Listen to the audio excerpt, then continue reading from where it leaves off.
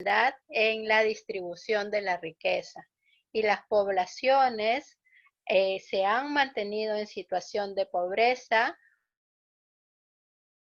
Actualmente tenemos 35% de la población peruana viviendo en el umbral de pobreza. Y además, en este contexto de pandemia que estamos viviendo actualmente, ha habido un aumento significativo del desempleo de las familias, lo que tiene una consecuencia inmediata en el acceso y la garantía de los demás derechos fundamentales de niños, niñas y adolescentes. No será extraño que en los próximos años veamos un recrudecimiento aún mayor de, por ejemplo, problemas que enfrentan los niños en el ámbito de la salud, como es la desnutrición y la anemia.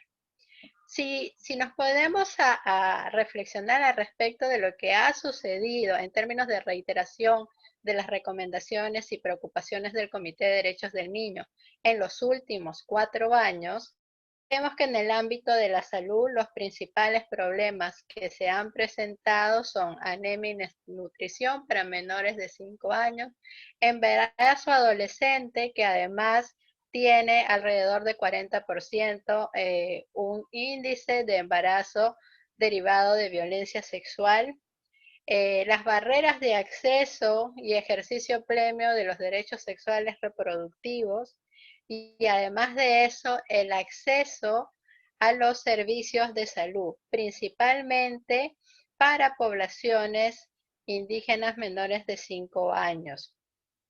En general, se estima que los servicios de salud del Perú no son ni suficientes, ni eficientes, ni accesibles para ofrecer la plena garantía del derecho a la salud de todas las niñas, niños y adolescentes peruanos.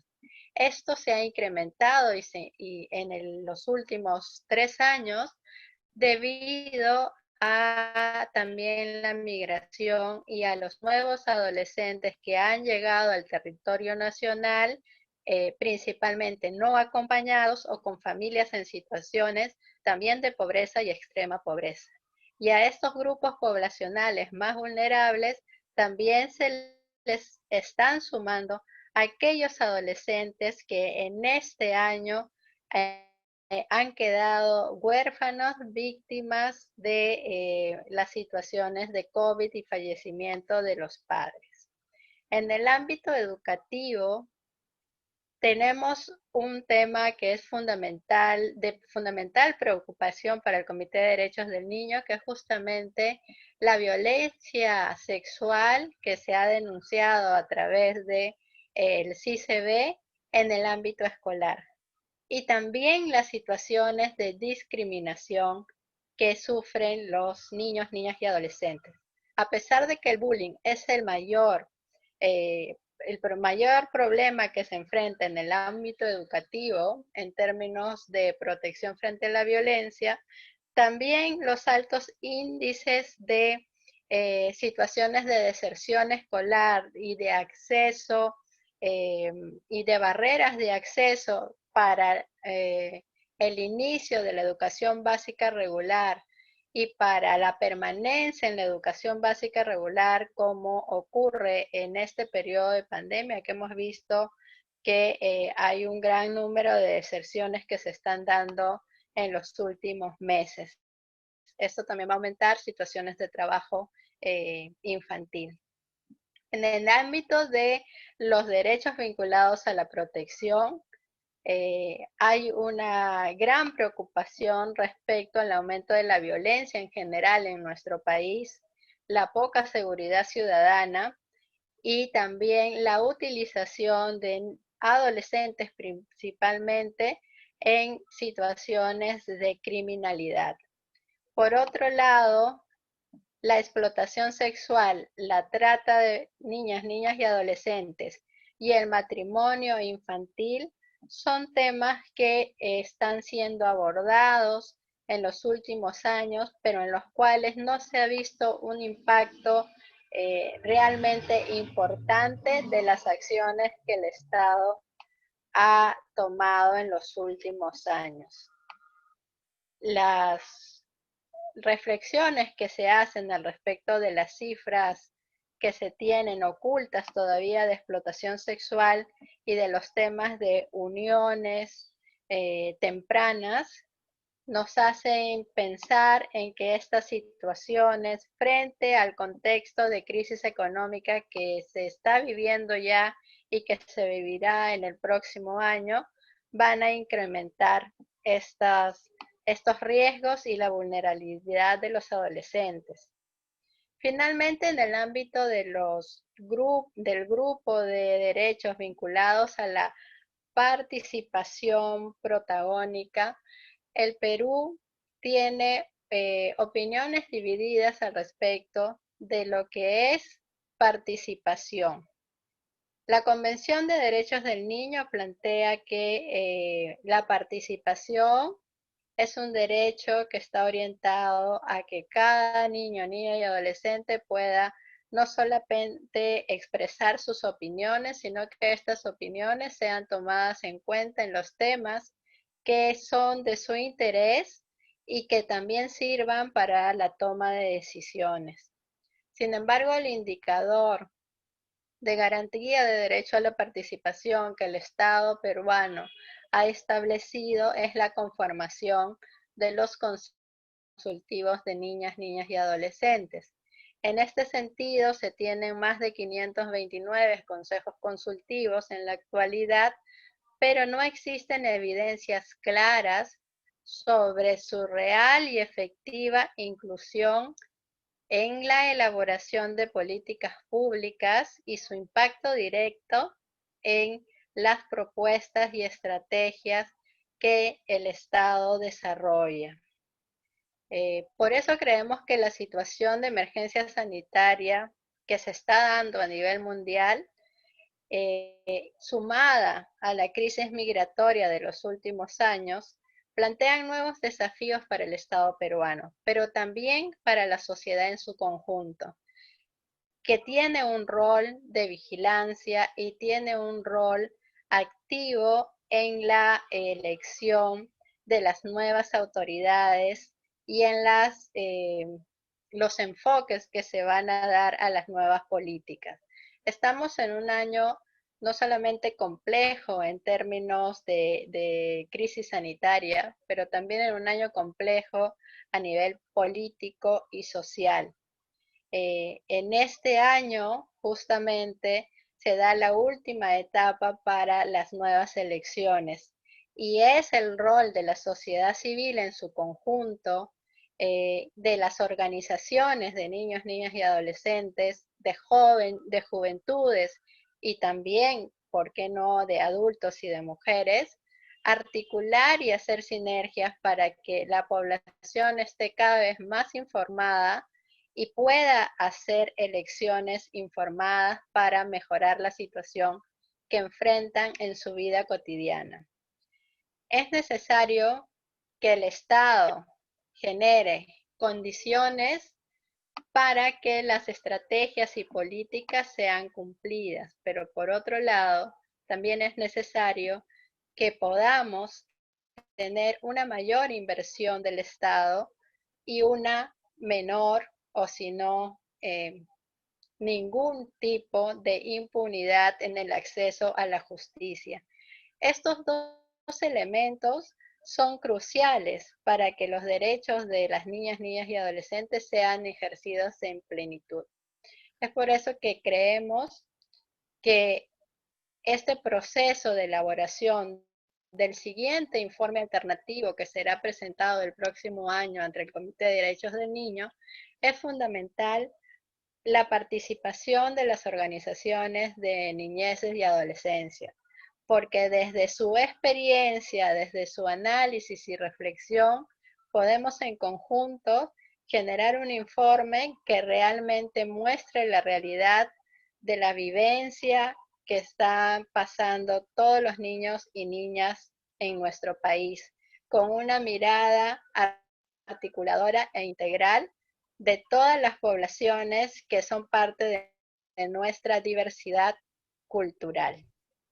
Queremos decirles también que este proceso es un proceso permanente de seguimiento que hacemos desde el Observatorio de Infancia y Medios, que es un espacio que acompaña y que sigue las acciones del Estado para el cumplimiento de la Convención de Derechos del Niño y que tiene un espacio virtual que es su portal web y su página web, donde se genera información especializada para promover el fortalecimiento de capacidades en relación a la Convención de Derechos del Niño, y por eso les invitamos a conocerla y hacer uso de sus recursos y de la información que ahí tenemos. Muchas gracias.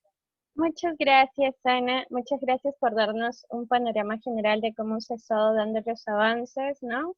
Con este gran pendiente que tenemos para las adolescencias y niñeces, ¿no? Que es la nueva elaboración o la construcción y aportes para este informe que se está desarrollando, ¿no? Y este es un evento justamente que nos va a permitir conocer un poquito más cómo desde sus perspectivas también ven cada derecho en este contexto de pandemia. Muchísimas gracias, Ana. Ahora vamos a pasar a la siguiente mesa temática. Cuando toque la ronda de la otra mesa temática, podemos quizás, si tenemos alguna preguntita, dejársela a Ana Cecilia. En el chat también, ahorita están habilitado nada más la interacción con anfitriones, entonces ahí también nos dejan las dudas para nosotros ahí hacerles los comentarios para ver eso, ¿ok? Entonces vamos a pasar rápidamente a la mesa temática de Derecho a la Salud. Vamos para esta mesa a presentar a Oscar Mesa de la Organización Juvenil Saludablemente, Voluntariado Saludablemente, va a ser el moderador de la mesa. La organización Saludablemente es una organización de personas que trabajan voluntariamente en la planificación, ejecución y evaluación de actividades estratégicas y planes de trabajo dirigidos a la promoción de la salud mental en la comunidad sanmarquina y también en la sociedad, ¿no? Tienen como principios la responsabilidad social y los objetivos de desarrollo sostenible. Entonces, le voy a dar el pase a Oscar. Oscar, ¿puedes habilitar tu micrófono? ¿Me puedes confirmar eso? A ver, ¿puedes prender tu micrófono, Oscar? Sí, ya la puedo prender. Ok, muy bien, Oscar. Entonces yo te dejo aquí para que tú des la presentación a los panelistas. Ujú. Ok, muchas gracias por la presentación. Y, efectivamente soy representante aquí del voluntariado saludablemente. Y bueno, queremos dar muchas gracias por la invitación y poder compartir esta mesa, donde se van a compartir muchos conocimientos y experiencias que van a ser de gran utilidad por un tema tan importante como es la salud, derecho a la salud, ¿no? Especialmente para los niños y niñas que, como ya se ha visto, pues es un tema que es actual y tiene que trabajarse y poder tener espacios para conversar como esta. Para eso, pues vamos a invitar a la primera panelista, que es Jessica Guamán, y es regidora de la Municipalidad de Lima. Es licenciada en Nutrición y Dietética, especialidad en Nutrición Pública y Gestión Social. Tiene estudios en maestría en Políticas Públicas y Salud Pública. Es presidenta en Nutri Educate Perú, regidora metropolitana de Lima, presidenta de la Comisión Metropolitana del Medio Ambiente, Salud y Bienestar Social, presidenta de la Comisión Especial del Frente del Consejo Municipal contra el Hambre de Lima. Muy bien, estamos aquí, Jessica, mamá, ¿nos puedes escuchar? Sí, buenas tardes. Muy buenas noches, buenas tardes, noches. Vamos a empezar con su presentación y le voy informando que pues tenemos 10 minutos y bueno, le estoy escribiendo un mensajito cuando ya estemos por los 3 minutos para ir viendo el tiempo también. Perfecto. Estamos a su disposición. Ok, muchísimas gracias y bueno, buenas noches ya a todos y todas. Muchas gracias por la invitación a este panel y bueno, básicamente mi enfoque por la especialidad que tengo, si bien es cierto, va a estar sí ligada al derecho a la salud, va a estar más, digamos, orientada al tema de nutrición y alimentación. ¿Por qué? Porque es importante poder tener presente que si un niño o una niña recibe una alimentación correspondiente, va a tener obviamente unas proyecciones en el marco de crecimiento social, crecimiento económico, etcétera, como persona también, y se va a garantizar que una sociedad tenga, digamos, la equidad y la justicia correspondiente, ¿no? En ese sentido, quisiera hacer énfasis en la presentación que se hizo al inicio, en donde se presentó, digamos, de forma bastante general cuáles eran los puntos que se tenían que considerar cuando se habla de derecho a la salud por parte de niños, niñas y adolescentes. Y quisiera hacer énfasis en también cómo es que los gobiernos locales, ya que actualmente soy regidora metropolitana, pueden apoyar a poder garantizar justamente este tipo de derechos. De inicio, bueno, yo soy presidenta de la Comisión de Medio Ambiente, Salud y Bienestar Social, pero soy presidenta desde este año y por eso es que hemos estado generando bastantes iniciativas desde ordenanzas y promoviendo en este contexto también de COVID-19 algunas intervenciones que puedan llevar la atención primaria en salud a lo territorial. Pero de inicio quisiera centrarme en cuáles han sido los marcos normativos actuales que existen en la municipalidad que nos han dado pie a que esto se pueda garantizar, digamos, ¿no? Y de inicio, la ordenanza que se pudo aprobar en Consejo Metropolitano el año pasado, a inicios nada más de año, fue la ordenanza 2155, que era la que declaraba como prioridad metropolitana la erradicación de la anemia infantil. Esta ha sido una ordenanza que a nosotros como municipio nos ha dado mucho pie, digamos, a que se puedan generar otro tipo de acciones que puedan garantizar la nutrición y la alimentación saludable en niños, niñas y adolescentes, en este caso, en el caso que hablemos ya en otro tipo de instancias dentro de la municipalidad, que más adelante lo voy a mencionar. ¿Por qué? Porque justamente a través de la creación de esta ordenanza se generaron acciones para poder promover, por ejemplo, algunas iniciativas como es el programa Lima Vive Sin Anemia, en el cual se traslada las acciones comunitarias hacia los mercados, hacia las bodegas, hacia las guarderías, por ejemplo, en algunos casos, centros educativos, etcétera, para poder, ¿qué? Para poder prevenir la anemia y promover el consumo de alimentos ricos en hierro. Por otro lado, se consideró también la formación de lideresas comunales, en este caso algunas madres de familia que lideraban comedores populares. ¿Para qué? Para que ellas puedan fortalecerse en el marco del conocimiento en nutrición, alimentación y buenas prácticas de manipulación de alimentos, y esto ellas lo puedan plasmar en su acción del día a día en los comedores, y de esta forma se pueda alimentar de manera más correcta a la población beneficiaria de los comedores, que en su mayoría son niños, niñas, ¿no? Entonces, importante también mencionar que este marco, digamos, normativo que mencioné, dio pie a ello, pero también dio pie a algo muy importante, y es la instancia de articulación local de lucha contra la anemia, que hoy en día existe en la municipalidad a nivel metropolitano y a nivel cercado de Lima. Esta instancia ha ayudado muchísimo a que se pueda articular entre los diferentes actores, desde sociedad civil, la academia, como las universidades, los ministerios y los diferentes distritos, para poder sumar esfuerzos para la erradicación de la anemia infantil. Sin duda hubieron resultados. El año pasado en Lima disminuimos en 5.5% la anemia en niños menores de 3 años, pero sabemos que con este contexto de pandemia muy posiblemente haya incrementado estos niveles de anemia, y eso es muy preocupante porque no solamente hemos podido incrementar en anemia, sino también en desnutrición crónica, que de cierta manera en el país ha ido disminuyendo, pero ha estado presente de igual manera. Y por otro lado, algunos otros tipos de desnutrición de los cuales no se hablan mucho, pero que existen en niños menores de 5 años, y es la desnutrición aguda, que es tan común y se da generalmente cuando tienen las personas, bueno, en este caso niños y niñas, un consumo de productos que puedan, digamos, darle calorías, y esto se da como consecuencia del hambre que puede haber en este caso en nuestro país o en nuestra ciudad.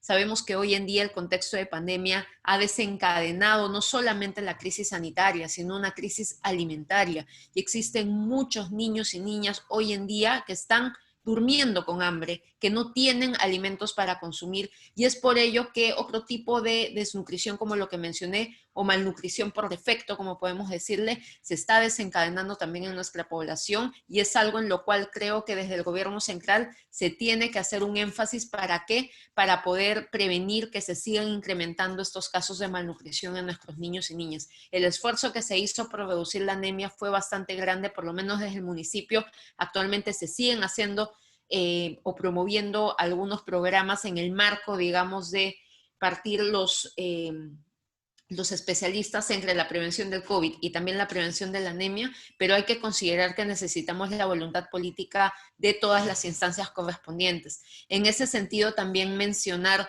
que si bien existe esta macroordenanza que es la 2155, también en este caso como regidora promoví la ordenanza que modificaba esta ordenanza inicial, que dicho sea de paso, como nutricionista, yo puse en el plan de gobierno la 2155, fue una realidad y hoy es una realidad, pero en ese contexto también poder ser un poco más conscientes de cómo podemos mejorar nuestras normativas.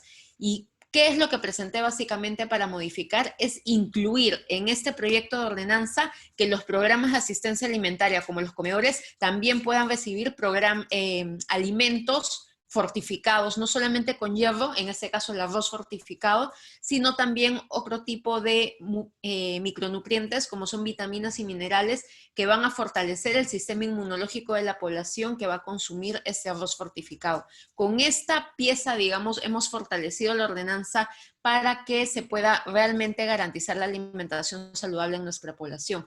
Pero en ese sentido yo quisiera mencionar también algo muy importante, y es que en este contexto de pandemia nos damos cuenta que existen otras iniciativas que no son los comedores y son las ollas comunes, que hoy en día existen también y son se están generando por iniciativa comunitaria.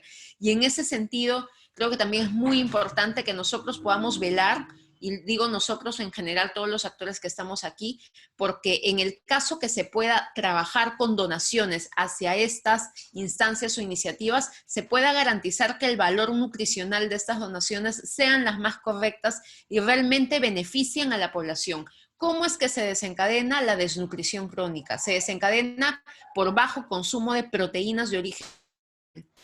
¿Y qué pasa en la mayoría de donaciones que se dan? No se brindan proteínas, se brindan carbohidratos como son fideos, avena, galletas, gaseosas, incluso he visto que brindan, pero no proteínas. Entonces, ¿qué tan importante es que se pueda también velar porque en contextos como estos la ayuda realmente responda a una necesidad y en este caso mitigar no solamente el hambre, sino la malnutrición de nuestros niños y niñas, ¿no? Y por último, entiendo que me quedan muy pocos minutos, mencionar también en relación a la participación que se está promoviendo por parte de la Municipalidad de los Niños, Niñas y Adolescentes a través del CONA, que es el Consejo Consultivo de Niños, Niñas y Adolescentes, pero también a través de los diferentes, digamos, espacios de diálogo virtuales hoy en día con los niños y niñas en relación a diferentes temáticas. De hecho, el día de mañana, por ejemplo, voy a participar en conjunto con los niños, niñas y adolescentes del CONA en un congreso que ellos mismos han organizado y van a presentar propuestas para la ciudad. Y espacios como estos son los que se aperturan en conjunto con nuestro alcalde de Lima, pero también con los diferentes regidores especialistas de diferentes temáticas para poder empujar en conjunto iniciativas y escuchar justamente las recomendaciones que nuestros niños y niñas nos comentan, ¿no? Y de hecho, como punto final en este contexto, digamos, de participación, mencionar una última ordenanza que ingresé en conjunto con la organización ANIA, que es la ordenanza que declara como agentes de cambio o agentes, digamos, necesarios para una ciudad sostenible a los niños, niñas y adolescentes. En este sentido, se quiere cruzar dos temáticas muy importantes y es la participación de niños, niñas y adolescentes y la capacitación en el marco de sostenibilidad e impacto ambiental. Es decir, que haya un consejo específicamente en temas de sostenibilidad y para que puedan volver, o mejor dicho, contribuir con el desarrollo de una ciudad realmente responsable con nuestro medio ambiente y que de esta forma los niños y niñas tengan voz y también un voto, digamos, dentro de un espacio consultivo en el cual se pueden generar temáticas como relacionadas al urbanismo, a la cultura, relacionadas a temas diversos en el marco de la visión que tenemos de nuestra ciudad al año 2040, ¿no? Entonces, esto es un proyecto de ordenanza que lo puedo compartir con las autoridades también que deseen, en este caso locales, que deseen promover este tipo de iniciativas en el marco de nutrición también, y estamos a disposición para que se pueda sumar en conjunto, ¿no? En verdad, la importancia que le debemos dar a qué tan necesario es poder centrar el derecho a la salud de nuestros niños y niñas, pero también qué tanto nos pueden ellos decir qué es lo que quieren que se implemente en nuestra ciudad o qué es lo que ven, y sobre todo en este contexto de pandemia es necesario poder ampliar los espacios y poder escuchar a las diferentes, en este caso, poblaciones generalmente vulneradas,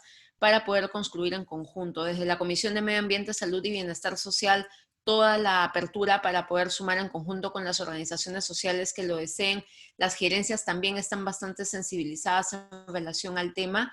Y en este caso, mencionar que en lo que más estamos haciendo énfasis ya en el contexto post-pandemia es en el hecho de que se pueda llevar hacia lo territorial la atención primaria en salud. En la Municipalidad de Lima lo podemos hacer en conjunto con CISOL, por ejemplo, y es necesario poder garantizar hoy en día que se pueda acceder a inmunizaciones, a actividades para la prevención de la anemia y etcétera. Lamentablemente, y hay una frase que me acompaña mucho durante esta pandemia, y es que lo urgente muchas veces ha desplazado a lo importante también, y se están dejando de vacunar a niños y niñas. Hay madres de familia que no asisten a los centros de salud porque tienen temor a acercarse a un centro de salud por los contagios de COVID-19, y es ahí en donde las municipalidades también podemos apoyar a volver más efectivo el trabajo que desde el Ministerio de Salud se puede hacer, ¿no? Entonces, qué tan necesario es poder tener esta apertura y cómo es que nos enteramos de que esto pasa, yendo de espacio en espacio, distrito en distrito, comunidad de comunidad,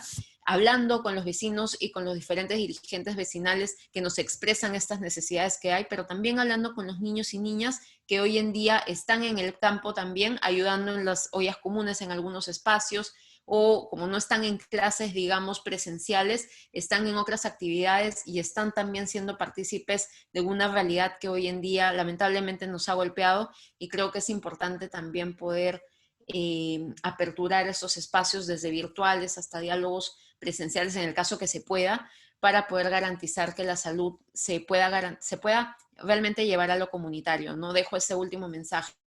Hoy en día se le brinde mucha más importancia al fortalecimiento de la salud o la atención primaria en salud en lo territorial, y se fortalezcan los espacios comunitarios que se han generado por parte de los mismos vecinos, como son las ollas comunes o también los comités anti-COVID-19 que hoy en día existen y que también están sacando cara por garantizar el derecho a la salud de calidad de toda la población y en específico de niños, niñas y adolescentes. Muchas gracias.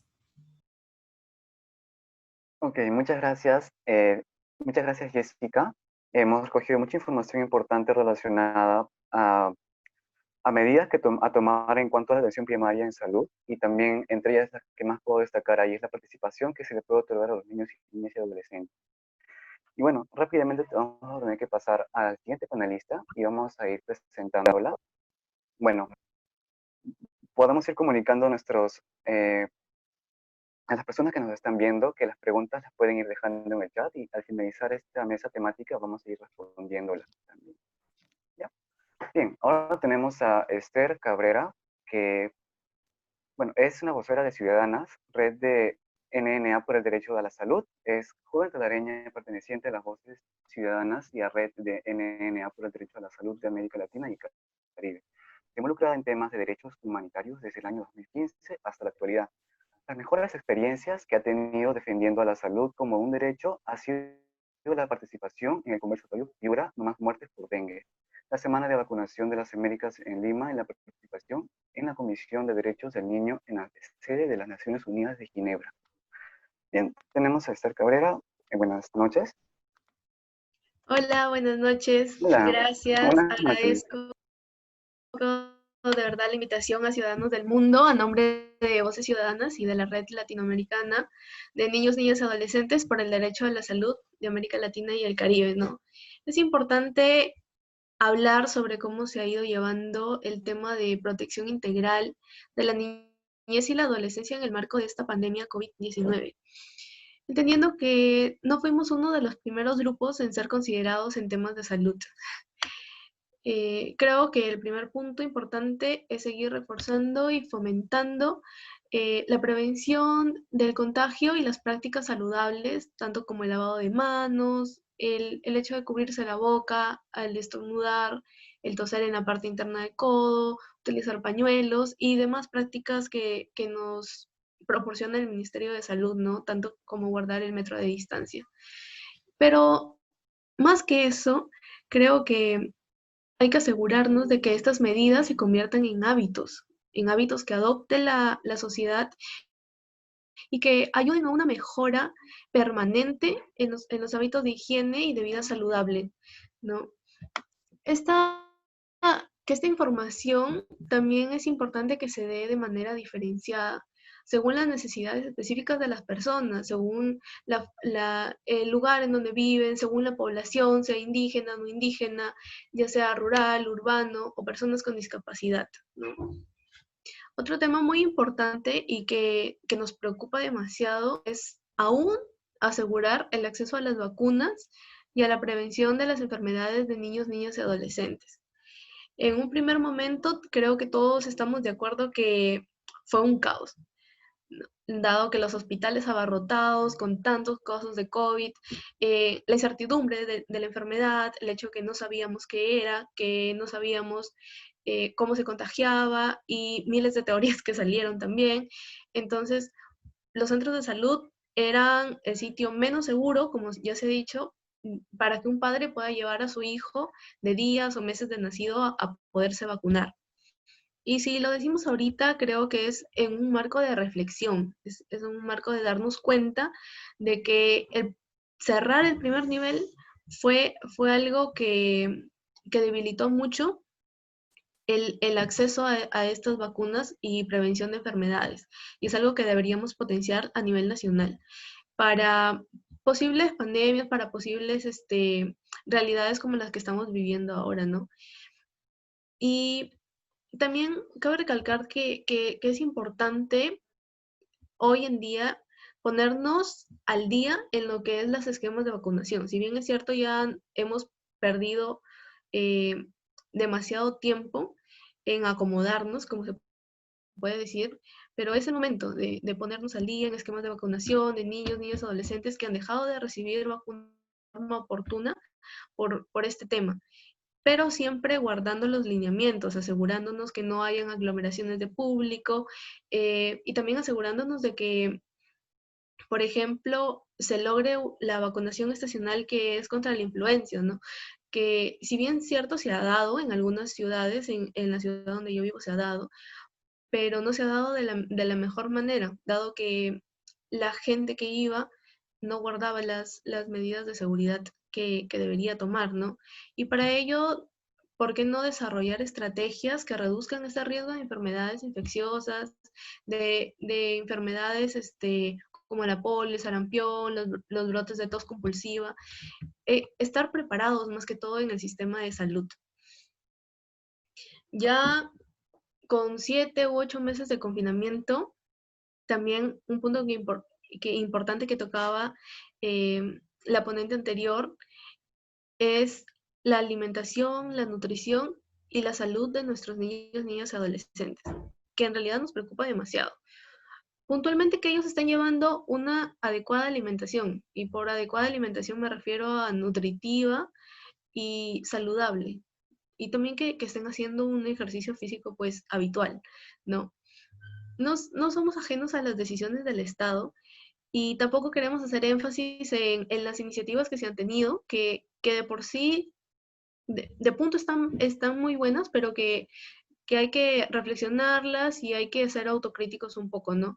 El hecho de garantizar una subvención económica a la canasta familiar, padres, madres de familia, de manera temporal, hizo que se garantizara de una u otra manera la seguridad alimentaria de la familia por medio de las municipalidades, ¿no? Las famosas canastas que salieron, pero que, hablando claro, sí hubo algunas fallas y pues el mal de la corrupción que nos aqueja siempre es que pone en riesgo este derecho que se estaba dando a las familias, ¿no? Que tantas familias que realmente lo necesitaban no pudieron obtener y que con ello ponen en riesgo, como vuelvo a repetir, la atención y la prevención que se está dando y que se quería reducir, sobre todo a los casos de anemia infantil y a las políticas de de disminución contra la desnutrición. Otro punto importante que también queremos tocar como organización es incluir el apoyo a la población migrante, para lo cual se debe realizar un empadronamiento que no tenga ánimos de detención, ¿no? Es como que eres ilegal aquí, entonces te llevamos. No, porque nuestra prioridad y nuestro interés superior está en el niño, niña, adolescente, que quizás no sabemos si adolece o no adolece o tiene o no tiene alguna enfermedad. Y por último, en el tema de alimentación, queremos proponer abastecer con alimentos a los centros de acogida residencial, aquellos centros donde están los niños y adolescentes sin cuidado familiar y que también en muchos casos incluye a la niñez migrante. Y como venía hablando, en un primer nivel, en un primer momento, el primer nivel se cierra. Queda en riesgo el asegurar los servicios de ayuda en postas, centros de salud y hospitales, que son en los que se debió ocurrir en primer lugar, ¿no? Pero no solamente eso, sino garantizar de que estos estén dotados de medicamento, porque también de nada nos valía tener una posta médica abierta a 2, 3 casas de la nuestra, pero que no tenga nada, no tenga medicamentos, ni vitaminas, ni micronutrientes que puedan aliviar o que puedan dar alguna solución a lo que estábamos pasando, ¿no? Y que también estos centros, estos postas, tengan una atención especializada, ¿no? Oportunas para las mujeres embarazadas y para las mujeres adolescentes embarazadas. Y que esta atención también se vea reflejada en partos seguros para garantizar la vida de los recién nacidos y que se den en las condiciones más adecuadas y, y también continuar con el sistema de la lactancia materna.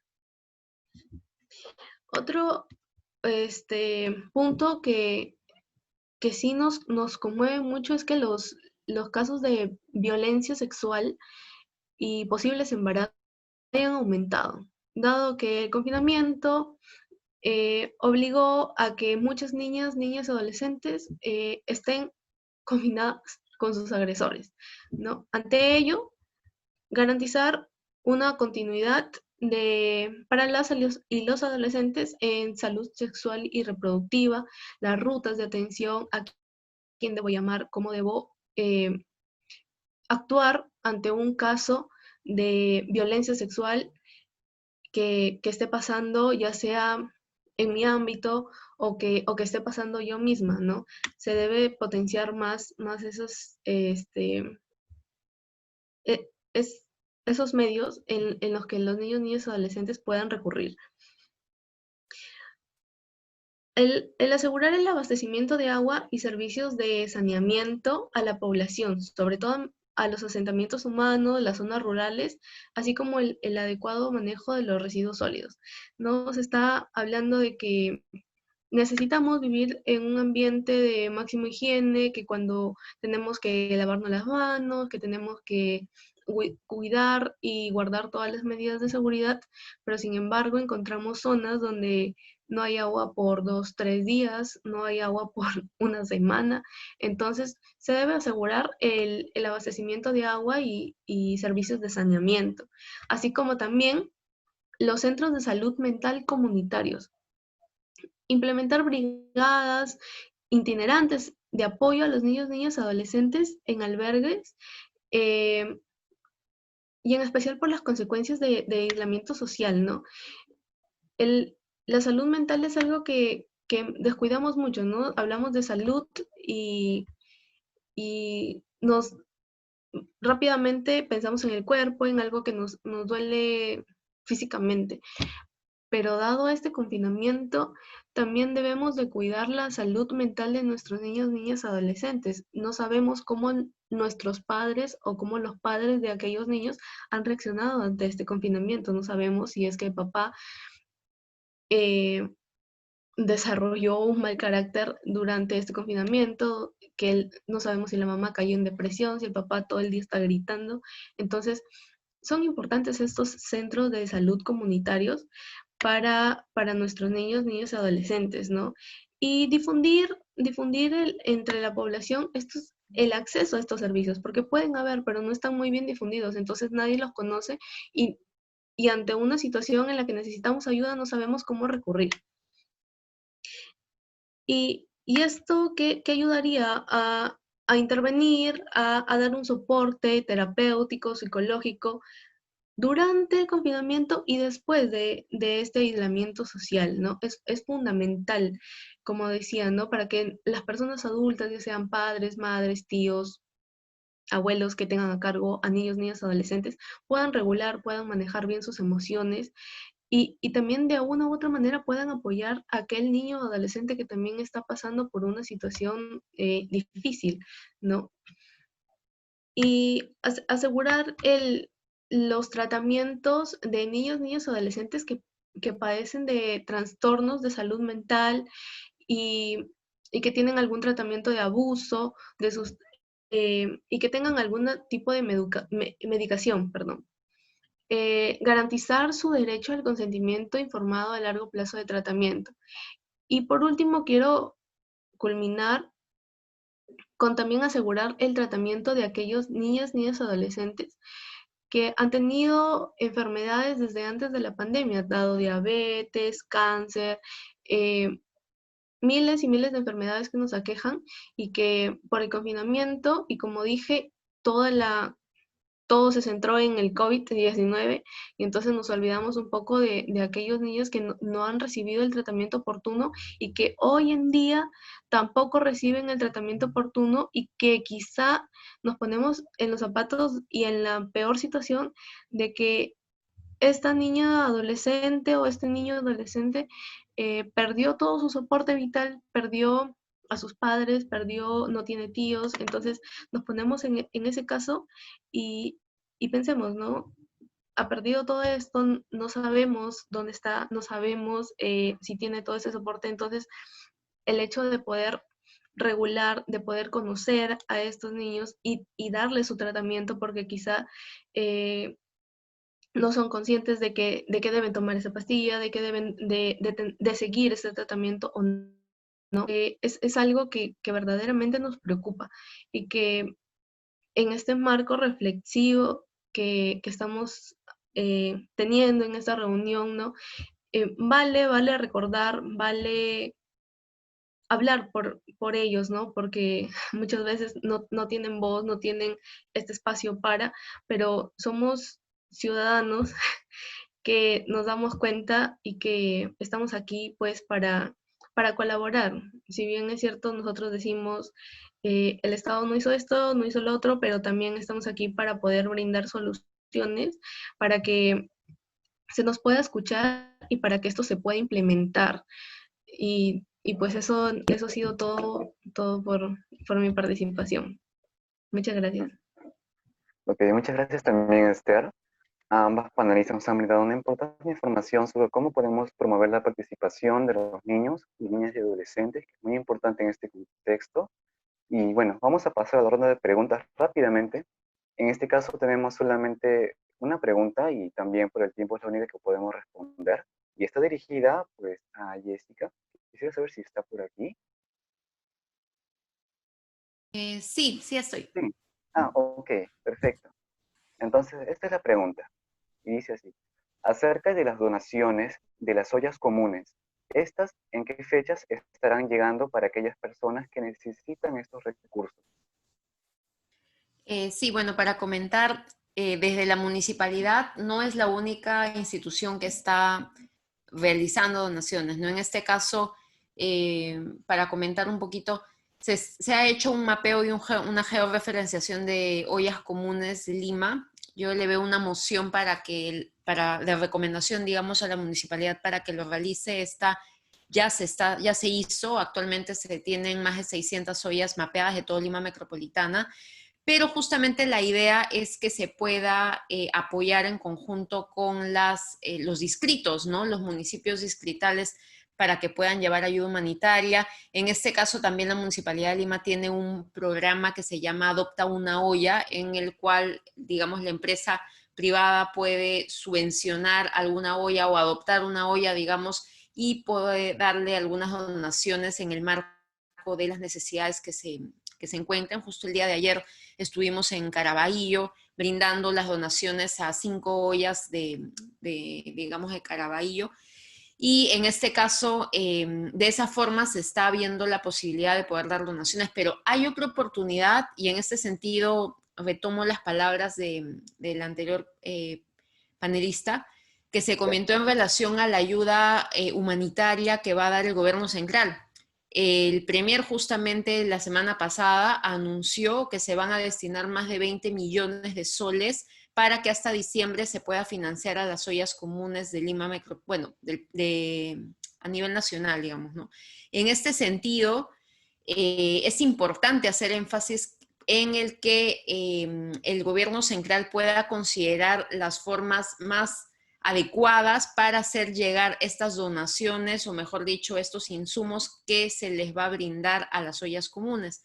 ¿Por qué? Porque ya vimos lo que pasó con las canastas, ¿no? Y con algún tipo de, digamos, asignación presupuestal hacia los municipios, y a través de estos supuestamente se llegaba a la zona territorial o a la comunidad. Pero han habido muchas quejas en relación a los vecinos, en relación a las ollas comunes, y este tema justamente lo estamos tratando en la mesa de trabajo de seguridad alimentaria que hemos implementado en la Comisión de Medio Ambiente, Salud y Bienestar Social. En esta mesa de trabajo nosotros solicitamos una reunión con el viceministro de Prestaciones Sociales del MIDIS, y fue en este espacio en donde nosotros hicimos la recomendación para que puedan hacer, el MIDIS tome esa georreferenciación que está haciendo Lima como ejemplo, para que el MIDIS se encargue de la georreferenciación a nivel nacional de las ollas comunes primero, y segundo, pueda tomar este liderazgo en el marco del apoyo que se le pueda dar a las ollas. Pero hoy en día, como mesa de trabajo, también estamos impulsando que se considere esta participación comunitaria que están teniendo las ollas, para que la canalización de la ayuda desde el gobierno central hacia estas ollas sea de forma comunitaria, tal cual. No sé si en algunos casos algunos manejan la forma en la cual se asiste a los comedores populares. Y de esa forma, digamos, se siga realizando la ayuda humanitaria de forma oportuna, y que se considere al colectivo, al esfuerzo colectivo que han hecho las líderes comunitarios, ¿no? En ese camino vamos, digamos, más que solamente dependiendo de donaciones, también haciendo énfasis en que se pueda hacer algún otro tipo de asistencia hacia las ollas comunes. Y por otro lado, algo chiquito que mencionar es que estamos impulsando también la generación de biohuertos en las ollas comunes y en los comedores populares. En la municipalidad estamos brindando talleres de biohuertos a los líderes y lideresas comunales para que puedan generar sus propias frutas, verduras dentro de sus entornos comunitarios, y de esta forma también se lleve a una sostenibilidad en el marco de que no dependan, por ejemplo, de un mercado para comprar unos tomates, sino que los tengan ahí ya sembrados, y de esa forma puedan aminorar costos, pero también tener una buena práctica en el marco de sostenibilidad alimentaria, ¿no? Entonces, en ese camino vamos, y creo que es la oportunidad en la cual esta pandemia nos está demostrando que podemos trabajar en equipo entre las diferentes instituciones, pero también podemos reforzar las capacidades de la población y trabajar en conjunto para mitigar en este caso el hambre, ¿no? Gracias. Okay. Muchas gracias, estimada Jessica. Con esto estamos concluyendo la participación de nuestros dos panelistas de la mesa temática de salud pública. Y bueno, finalizando, pues mencionando que se han dicho diferentes temáticas, haciendo énfasis en que la salud pues, es un concepto integral que tanto abarca la parte física, emocional y social. Y aquí se han mencionado datos muy importantes en relación a cómo prevenir enfermedad, cómo también promover nutrición, y todo esto pues mencionando que es un trabajo en conjunto, donde de este trabajo en conjunto también van a participar los niños, niñas y adolescentes del Perú, ¿no? Todos juntos promoviendo y cuidándonos sobre todo los peruanos.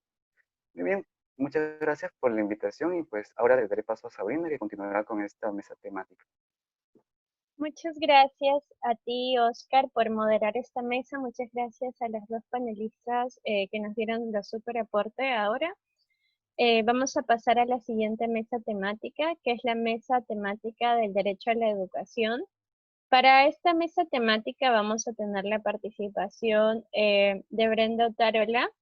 Ella es representante juvenil de Amigos del Sol, que es la asociación civil que realiza talleres lúdicos de empoderamiento infantil. Tiene como misión brindar herramientas de empoderamiento a las infancias mediante la pedagogía activa y lúdica, articulando con agentes sociales, miembros de organizaciones, comunidades y colectivas barriales. Entonces, ahora voy a darle el paso a Brenda. ¿Estás por ahí, Brenda? ¿Puedes prender tu micrófono y la cámara? Hola, buenas tardes. ¿Me logran escuchar? Sí, se te escucha muy bien. Ok. Ahora te doy el pase solamente para recordar que las siguientes panelistas van a tener 8 minutitos para poder participar. Entonces, ahí te dejo la palabra. Gracias, Sabrina, y gracias al espacio CM por la invitación y pues prosigamos. Bueno, buenas noches a todas las personas presentes que nos acompañan en este espacio. Antes quisiera compartir con ustedes una cita de César Coll: la educación es corresponsabilidad de toda la sociedad en su conjunto y no solo de los profesionales de la educación. Y es así que en esta mesa temática contamos con la participación de 2 organizaciones como invitados especiales para que nos permitan compartir desde sus experiencias sobre el derecho a la educación y también en el contexto de pandemia.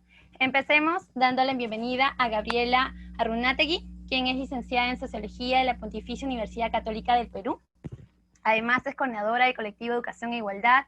Actualmente se desempeña como asistente de investigación del grupo de análisis para el desarrollo llamado GRADE, específicamente del proyecto Creciendo con las Escuelas Rurales Multigrado del Perú, CREER. Además, es predocente del curso de Ciudadanía y Responsabilidad Social de esta misma casa de estudios. Su línea de investigación es Educación, Género, Ruralidad y Memoria. Así, damos la bienvenida a Gabriela. Adelante, Gabriela. Hola, ¿qué tal? Muchas gracias.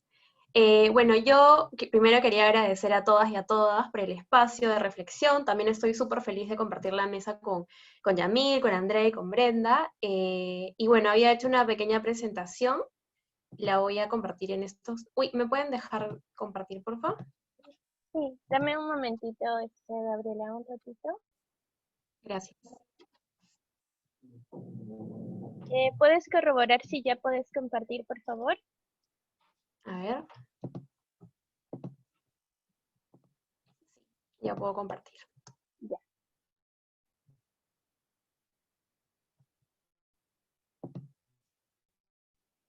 Y ya. ¿Ahí se ve el PPT? ¿Sí? ¿Se ve? Sí, se ve. Ya, perfecto. Muchas gracias. Bueno, cuando estaba haciendo esta presentación encontré esta imagen, ¿no?, de un grupo de jóvenes en la que reclaman que la educación es un derecho y no un privilegio, en la que exigen que la educación tiene que ser de calidad. Entonces ahí recordé mi época universitaria, en la que también participé por consignas justas relacionadas a nuestra educación, por ejemplo, el alza de la boleta, el pasaje, etcétera, ¿no? Y bueno, en realidad estas luchas han sido históricas, ¿no? Son históricas y se dan en diferentes partes del mundo. Pero nos preguntamos, ¿no?, ¿de dónde vienen estos pedidos? Bueno, hay un marco normativo en nuestro país que ha sido influenciado por organismos internacionales, pero también por estas luchas históricas que les contaba hace un ratito, ¿no? Muchas veces estas leyes no solamente se crean desde arriba, sino que existe un movimiento estudiantil, existe un movimiento ciudadano, como el que está aquí presente, ¿no?, que presiona por estos derechos, ¿no? Y por ejemplo, en nuestra Constitución encontramos en el artículo 7 que hay una obligatoriedad de la educación inicial, primaria y secundaria, y que en las instituciones del Estado la educación tiene que ser gratuita. Entonces, por eso es que también luchamos por una educación gratuita. Luego, en nuestra Ley General de Educación del año 2003, en el artículo 3, se menciona que la educación es un derecho, porque además de esta universalización de la educación básica, esta tiene que ser integral y también de calidad. Bien, ahora me pregunto, ¿no? Nos preguntamos, ¿pero por qué es tan importante que la educación se convierta en un derecho? ¿Qué brinda la educación?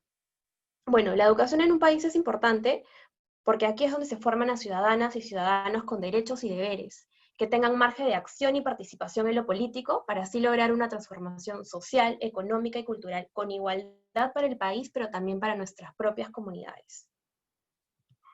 Entonces, ¿qué necesitan las y los estudiantes de la educación? Primero, necesitan asegurar el acceso a ¿no? Al sistema educativo. En segundo lugar, que puedan permanecer en el sistema educativo, y en tercer lugar, que al permanecer tengan contenidos de calidad y pertinentes a su realidad. Comenzamos con el acceso, ¿no? Aquí les traigo unas buenas noticias porque hasta el año 2019 prácticamente la tasa neta de matrícula escolar, tanto en primaria, tanto en inicial, primaria y secundaria, teníamos porcentajes muy buenos, ¿no? Sin embargo, esto evidentemente ha cambiado con el contexto actual. La deserción escolar está súper presente, ¿no? En estos momentos. Si bien se ha hecho un intento por parte del Ministerio de Educación en democratizar el acceso en Aprendo en Casa, a través de la web, la radio y la televisión, hay muchos niños, niñas y adolescentes que no están pudiendo acceder a estos contenidos, ¿no? Luego pasamos a lo de permanencia. Bien, el derecho a la educación no solamente consiste en el acceso, sino también en permanecer en el sistema educativo, ¿no? Sin embargo, hay ciertos eventos que interrumpen la trayectoria educativa de las niñas, niños y adolescentes, y que restringen este derecho a la educación. Veamos algunas cifras. Por ejemplo, en el embarazo adolescente, que también ya lo habían estado mencionando, ¿no? Esta cifra no ha cambiado durante los años. Por ejemplo, tenemos que 13 de cada 100 adolescentes de 15 a 19 años de edad están embarazadas o son madres a nivel nacional. Esto evidentemente se agrava cuando es en ámbito rural. Ya no son 13 de cada 100, sino son 23 de cada 100 madres. Luego, otro tema también importante que nos saca del sistema educativo es el trabajo infantil. De acuerdo a la encuesta nacional especializada de trabajo infantil, solamente el 26% de estudiantes de 5 a 17 años a nivel nacional se dedica únicamente a estudiar. Y en zonas rurales el porcentaje disminuye a un 13%. Esto también definitivamente con el tema de la pandemia se ha agravado. Después, lo que nos dice la encuesta también es que el 43% de niños y adolescentes entre 5 y 17 años, lo que realiza son 3 tareas fundamentales, ¿no? Estudiar, una actividad económica y atender tareas domésticas, ¿no? Mientras que el 64% de los niños varones encuestados realizan este tipo de trabajo, las niñas lo hacen en un 76%. Entonces aquí también vemos que hay una brecha de género en que las mujeres están más bien desertando más de la educación que sus pares varones. Otro tema también importante es la discriminación por orientación sexual. El 62.7% de la población LGTBI ha sufrido discriminación y o violencia, y de este grupo el 57% lo ha sufrido en el ámbito educativo, siendo principalmente los agresores, sus compañeros y los padres de familia. Luego, en otra encuesta realizada por Pronsex, nos dice que 7 de cada 10 estudiantes se sintieron inseguros en el colegio debido a su orientación sexual, y el 38% de estos evitó usar los baños. O sea, ¿se imaginan que sus hijos, que sus hijas, que sus compañeros no puedan estar en el sistema educativo por temor a la diversidad, por temor a ser diferentes, y que ni siquiera puedan emplear un baño? Eso también es atentar contra el derecho a la educación.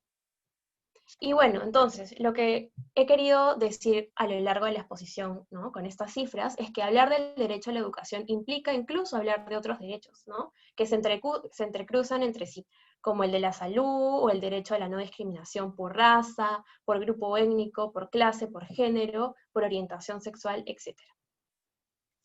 Bien, luego también hemos hablado de el acceso, la permanencia, pero también es importante hablar de la calidad y la pertinencia. Aquí es importante que nosotros aprendamos contenidos que tengan sentido para nuestra vida y para también la de nuestra comunidad, ¿no? Tienen que ser contenidos que sean pertinentes a lo que soy y a dónde quiero ir. Lo mismo para mi comunidad, ¿no? ¿En qué comunidad estoy? ¿Estoy en Lima? ¿Estoy en una zona rural? ¿Estoy en una zona urbana?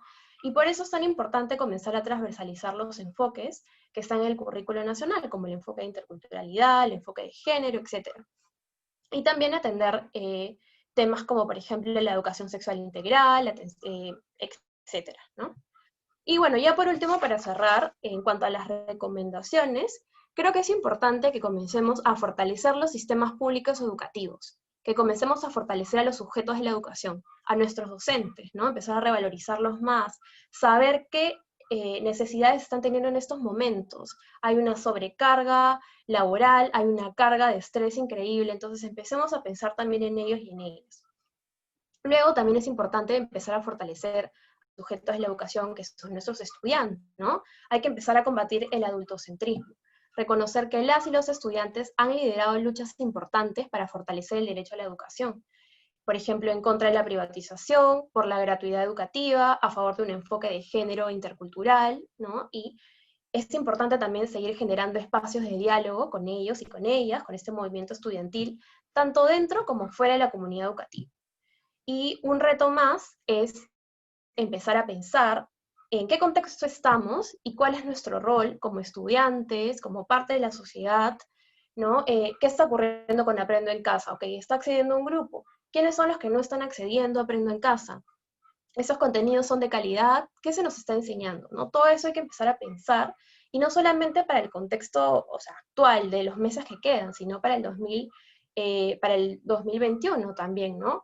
¿Cómo vamos a recuperar a estos niños, niñas y adolescentes que han salido, que han sido expulsados por el propio sistema educativo por estas condiciones que les estaba mencionando? Así que sí, hay que comenzar a pensar y a ver cómo vamos a seguir trabajando por el derecho a la educación. Muchas gracias.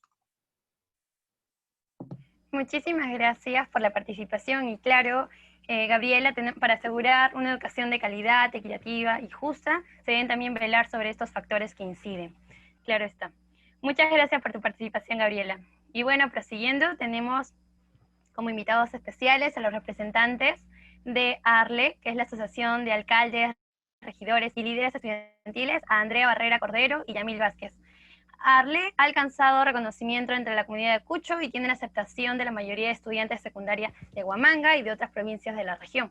Asimismo, ha ganado la legitimidad durante estos 14 años de búsqueda permanente por mejorar la calidad educativa, por el buen trato en el colegio, por ambientes de estudios saludables y por rebelarse cuando hay desacuerdos con una norma o ley que afecta algún derecho. Recordar que para esta organización tenemos un máximo de 8 minutos entre ambos representantes. Bueno, ahora sí, adelante, los y las escuchamos.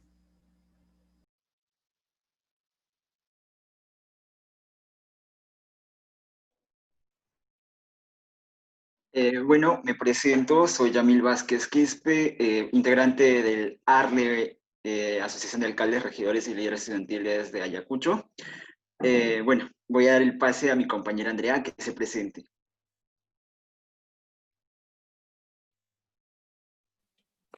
Bueno, muy buenas noches con todos y todas. Mi nombre es María Andrea Barrera Cordero y también soy representante y lideresa de la Asociación de Alcaldes, Regidores y Líderes Estudiantiles. Bueno, para continuar, vamos a hablar, o voy a hablar sobre el tema del derecho a la educación, influyendo en ese tema, ya que voy terminando el año escolar, o mejor dicho, el nivel secundario. Referido a ese tema, voy a tocar este punto. Los y las estudiantes del quinto año de secundaria, pues estamos preocupados y preocupadas por nuestro futuro, ya que sentimos que las clases virtuales no han llegado de manera democrática a todos y a todas. Esto hace que nosotros nos estemos en desventajas quienes estudiamos en instituciones públicas, ya que frente a un examen de admisión no tendremos o no tendrán las mismas condiciones para competir. Por ello, se hizo un pedido para la creación de un sistema de nivelación académico para los y las estudiantes. No solo esto se ha estado viendo en la región de Ayacucho, creo, ¿no? Se ha estado viendo en varias regiones del país, o a nivel nacional, creo, incluyendo eso al BRAE, pues esto hace que muchos de los que están culminando la educación secundaria tengamos dificultades para poder ejercer ya sea una carrera en el tema para tener, o mejor dicho, en la hora de admisión vamos a tener muchas dificultades. Para eso se hizo un pedido de un sistema de nivelación académico. Continuando, muchos de nuestros compañeros y compañeras de las zonas altoandinas y también de las comunidades nativas e indígenas e incluso de la ciudad no tienen conectividad a internet, o es que también no tienen saldo suficiente para conseguir o seguir las sesiones de Aprendo en Casa. Y ya con esto se dedican a la agricultura, poniendo en riesgo su educación. Para ello, bueno, hasta ese punto, y ya voy a dar a continuación a mi compañera Andrea para que continúe con el tema. Bueno, frente a estas problemáticas, nosotros como asociación estuvimos solicitando la instalación de más antenas de TV y radio y que también el gobierno se apresure con la entrega de las laptops, tablets que ha ofrecido para las regiones. Asimismo, para que puedan mejorar los contenidos de las sesiones de acuerdo a nuestra realidad, ¿no? Todo esto se ha venido trabajando en nuestra agenda estudiantil de la ARLE, y también pues otro punto importante es que nuestros compañeros y compañeras se sienten muy estresados por todo esto de la pandemia, por la sobrecarga de labores escolares, como son las tareas, la presión de la hora de entregar las evidencias y reportes de trabajos por cada curso, ¿no?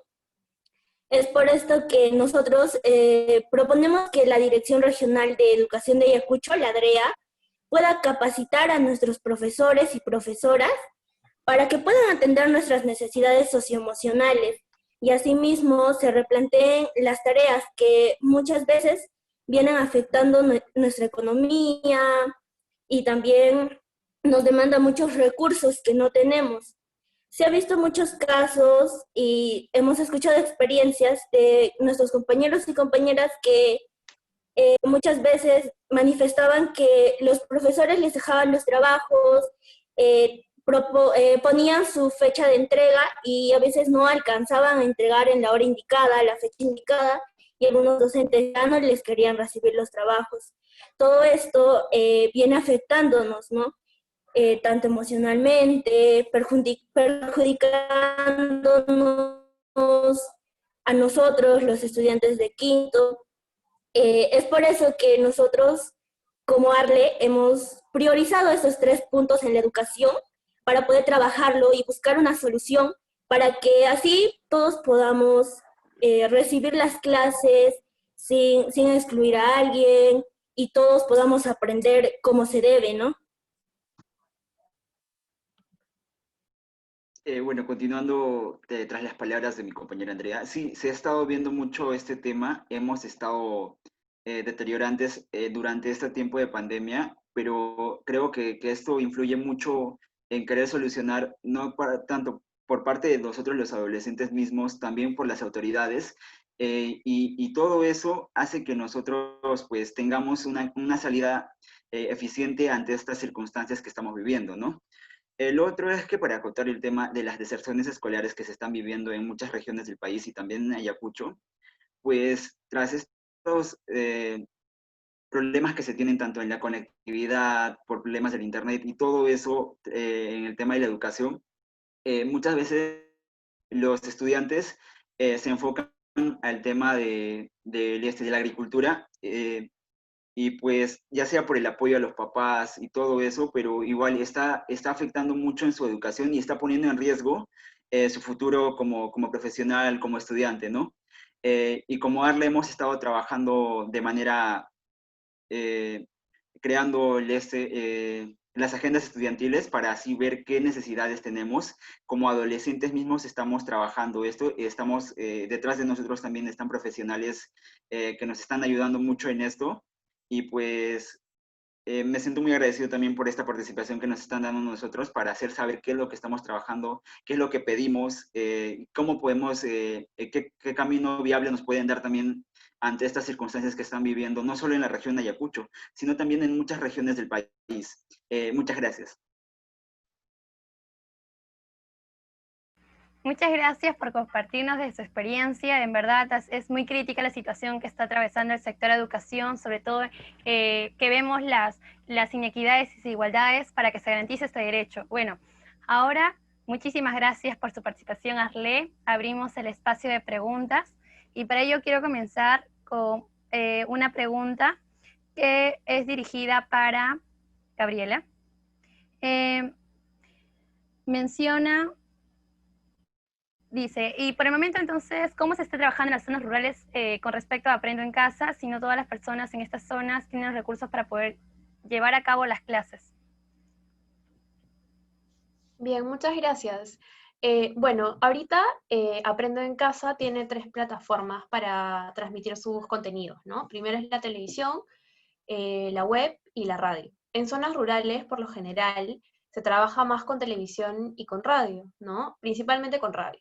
Entonces, lo que hacen las y los docentes es, además de que están escuchando, ¿no?, los programas por radio, envían mensajes de texto o por WhatsApp o hacen llamadas a los celulares de los padres de familia o los cuidadores, a los estudiantes, y a través de ese proceso, ¿no?, de llamada por teléfono, mensajes por WhatsApp, es que hacen el monitoreo de aprendizajes, ¿no? Muchos de nuestros niños y niñas y adolescentes en realidad no están recibiendo contenidos en lenguas originarias. Sé que hay un gran esfuerzo por parte de la DRE, por parte de la UGEL, y de radios locales y comunitarias, sin embargo esto aún no es suficiente, ¿no? Pero sé que el Ministerio de Educación estaba poniendo todo lo mejor de ellos para poder lograrlo. Sin embargo, también es importante, como mencionaban, ¿no?, los adolescentes previos, ¿no?, que es importante que haya una comunicación entre la ADRE, entre la UGEL, el gobierno regional, el gobierno local y el ministerio, ¿no? Y también la sociedad civil, y empezar a generar espacios de comunidades de aprendizaje. Y después también creo que vi una pregunta sobre cómo implementar el enfoque de género en las escuelas, y no quería como dejar pasar esa pregunta, porque creo que es un contexto muy importante para hacerlo. O sea, creo que ahorita que todos y todas estamos en casa, es importante que los contenidos de Aprende en Casa, por ejemplo, estén dirigidos a tareas domésticas en el hogar, ¿no? La distribución de estas tareas tanto para hombres como para mujeres, o el tema de la violencia familiar, creo que también es importante empezar a trabajarlo. Ahora sí, creo que también es importante que no sea solamente a través de un enfoque de género, sino también a través de un enfoque intercultural, porque no es lo mismo hablar de género en zonas urbanas que hablar de género en zonas rurales. Es un gran reto, pero creo que hay que intentarlo.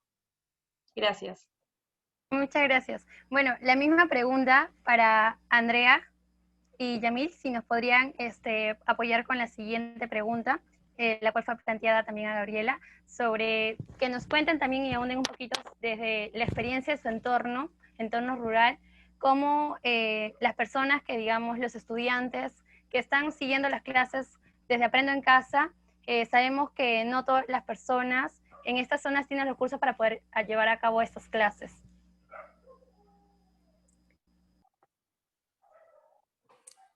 Sí, en caso de las zonas rurales aquí en Ayacucho, pues hemos visto que se ha venido trabajando por medio de la radio y la televisión, ¿no?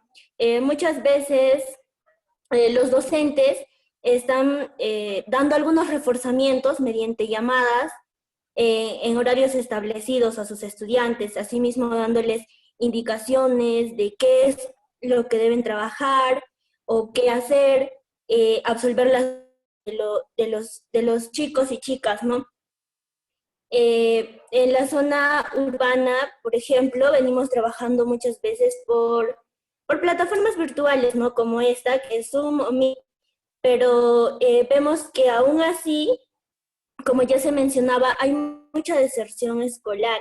Vemos más que nada que en las zonas altoandinas no todos llegan a poder conectarse a las clases virtuales, ya que muchos no cuentan con una televisión, muchos no cuentan con internet o un teléfono móvil. Y todo esto pues viene perjudicando a la educación de cada chico y chica estudiante. Bueno, continuando con la participación de Andreita, sí, bueno, yo me encuentro en la zona Lebrae, que es el Valle de los Ríos Apurímac y Mantaro, que pues emerge a 3 regiones, ¿no? Es a Ayacucho, Cusco y Junín. Viendo lo que está pasando en esta ciudad o en este sitio llamado Brae, pues mayormente ahí el tema está en las comunidades nativas, ya que muchos de ellos, de los alumnos de las comunidades nativas, no cuentan con un teléfono, pues hay algunos, pero ya ellos buscan la manera de cómo pueden solucionar ese problema, y pues ya que tiene un ciudadano tenga ese celular en esa comunidad nativa, pues ya de manera grupal avanzan esas clases con las plataformas, como decía, mayormente en acá se está trabajando con la plataforma de WhatsApp. Y pues muchas veces no llegan a compartir sus trabajos o las tareas de muchos estudiantes, ¿no? Y esto también dificulta en el tema de las puntuaciones que se tienen que tener o las calificaciones que se dan los maestros o que dan los maestros. Y pues se necesita mucho apoyo por parte de la autoridad, ¿no? Y estamos trabajando nosotros como jóvenes, como líderes, estamos viendo cómo podemos buscar una salida viable para todos, no para solo un grupo, sino para todos en general, porque nosotros buscamos trabajar de jóvenes a jóvenes, ver qué necesidades tenemos nosotros mismos, como también tienen el resto de los jóvenes, y pues de esa manera estamos buscando salidas viables para todos y todas. Gracias. Muchísimas gracias. Bueno, para ir finalizando este espacio, quisiera que de manera muy breve nos puedan decir unas palabras finales. Gabriela. Sí, bueno, muchas gracias por el espacio. Creo que es súper importante y súper necesario que estemos aquí, personas de diferentes edades, y lo que mencionaba, para mí el tema del adultocentrismo creo que es importante empezar a erradicarlo. Creo que necesitamos empezar a escucharnos a todos y a todas, ¿no? Y desde un trato, desde la horizontalidad, y creo que la educación es un gran espacio para poder aprender a hacerlo, ¿no? Y recalcar que el enfoque de género intercultural tiene que estar presente en nuestras luchas, ¿no? Muchas gracias y felicitaciones también a los chicos y a las chicas que han participado y nos han contado su experiencia. Gracias. Gracias, Gabriela. Andrea. Bueno, por mi parte, agradecer por este espacio tan bonito en el que hemos podido compartir nuestras experiencias. Hemos compartido cómo venimos trabajando desde el lugar donde estamos radicando ahora, ¿no? Espero que estos espacios sigan creciendo y podamos hacer algo por el bien de todos, ¿no? Y que el derecho a la educación no se tome de lado y que se tome más importancia, porque con la educación vamos a lograr grandes cosas. Nada más, gracias. Gracias, Andrea. Y bueno, por último, Yamil. Bueno, sí, para culminar, una vez más agradecerles por este espacio que nos están abriendo nosotros los jóvenes, a los líderes también, para así nosotros saber cómo estamos trabajando, de qué manera venimos trabajando o qué problemáticas estamos teniendo en estos tiempos de pandemia, ¿no? Pues esto va a buscar, como decía Andreita, la educación. Pues, con la educación o gracias a la educación vamos a solucionar varios problemas que estamos teniendo en la sociedad, que se están viviendo en la sociedad. Y lo otro es que voy a terminar con el lema del ARLE de esta pandemia, que es: la mascarilla tapará nuestras bocas, pero no nuestras voces. Y muchas gracias a todos por habernos escuchado y por habernos hecho partícipes en este espacio para todos y todas. Gracias. Gracias a ustedes por su participación. Muchísimas gracias. Y ahora, palabras finales de Sabrina. Muchas gracias, Yurubic, por moderar esta mesa temática sobre educación. Muchas gracias, Yamil, Andrea, Gabriela, que han estado participando y también dando las palabras finales. Quería terminar con este que se me pasó, que también Gabriela lo mencionó en un inicio, ¿no? La educación no es un privilegio, la educación es un derecho, ¿no? Y todos los derechos están interrelacionados, como ella lo mencionó claramente en su exposición. Y justamente por el tema de que se garanticen todos los derechos para todas las personas, pero ahora justo con más énfasis en las niñeces y adolescencias, es que estamos haciendo este evento tan importante para conocer cómo se está dando todo este proceso, ¿no? Pero este evento no termina aquí, continúa el día de mañana sábado 26 y el domingo 27 de septiembre de 6 a 7:30 de la noche. Igual nos conectamos preferentemente por Zoom. Nos han comentado que por Facebook ha sucedido un problemita de conexión, pero no se preocupen porque igual el video se va a subir a la plataforma de YouTube y también en Facebook para que todas las personas lo puedan ver. Entonces les vamos a seguir esperando. El día de mañana a las 6:00 nos conectamos. Recuerden ingresar con sus nombres y apellidos por seguridad de la plataforma. Entonces, muchas gracias nuevamente por estar aquí en este espacio para las niñeces y adolescencias, ¿no? y que nos permite seguir recordando el tema de derechos para todas las personas. Muchas gracias a todos y a todas por haber participado. Un gran abrazo desde ciudadanas y ciudadanos del mundo. Hasta mañana nos veremos. Muchas gracias.